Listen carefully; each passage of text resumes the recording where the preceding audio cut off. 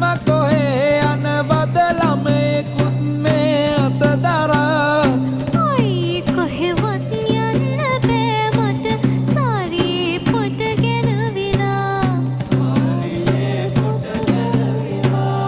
ළමයා ගන්නද පොට හදන්නද හිටන් මම වලේ අදිනවා ඕන රෙද්දක් ළමයා ගන්නවා සාරේ අන්දලා නැති නිසා